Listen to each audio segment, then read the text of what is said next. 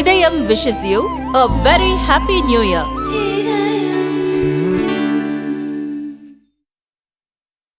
திருநெல்வேலி அரசு மருத்துவக் கல்லூரி மருத்துவமனையில் பிரசவத்திற்கு அனுமதிக்கப்பட்ட பெண்ணுக்கு எந்தவித முன் அறிவிப்பும் இன்றி கருத்தடை சாதனம் பொருத்தியதாகவும் இதனால் அவருக்கு உடல்நலக் குறைவு ஏற்பட்டதாகவும் உறவினர்கள் புகார் கொடுத்தனர். திருநெல்வேலி டவுன் சாலியர் தெரு பகுதியைச் சேர்ந்தவர் மருது பாண்டியன் மகள் கார்த்திகா.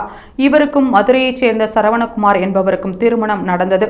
கார்த்திகா கர்ப்பமான நிலையில் அவரது பெற்றோர் வீட்டுக்கு அவர் அழைத்து வரப்பட்டு மகப்பேறு சிகிச்சைக்காக நெல்லை அரசு மருத்துவக் கல்லூரி மருத்துவமனையில் அனுமதிக்கப்பட்டார். சென்ற நவம்பர் 25ஆம் தேதி அவருக்கு ஆண் குழந்தை பிறந்தது. பின்னர் அரசு மருத்துவக் கல்லூரி மருத்துவமனையில் கார்த்திகா மற்றும் உறவினர்களுக்கு எந்தவித அறிவிப்பும் கொடுக்காமல் கருத்தடை சாதனம் பொருத்தப்பட்டதாக கூறப்படுகிறது. இதனால் கார்த்திகாவிற்கு உடல்நலக் குறைவு ஏற்பட்டதை அடுத்து அவர் மீண்டும் நெல்லை அரசு மருத்துவக் கல்லூரி மருத்துவமனையில் அனுமதிக்கப்பட்டார். இதையடுத்து கார்த்திகாவின் பெற்றோர் கொடுத்த புகாரின் அடிப்படையில் விசாரணை நடத்தப்பட்டது. அப்போது கருத்தடை சாதனத்தை முறையாக பொருத்தாததுதான் உடல்நலக் குறைவுக்கு காரணம் என்பது தெரியவந்தது. இதனால் ஆத்திரமடைந்த கார்த்திகாவின் உறவினர்கள் நெல்லை மாவட்ட பொது சுகாதார இணை இயக்குநரிடம் புகார் கொடுத்தனர்.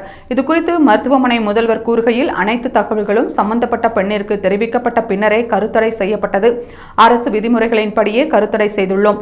பெண்ணின் உறவினர்கள் கருத்தடை செய்ததில் பிரச்சனை இருப்பதாக சுகாதாரத்துறை இணை இயக்குநரிடம் புகார் கொடுத்துள்ளனர். இதுகுறித்து விசாரணை செய்ய குழு அமைக்கப்பட்டுள்ளது. விசாரணை நிறைவில் உண்மை தெரியவரும் என்று மருத்துவமனை முதல்வர் கூறினார்.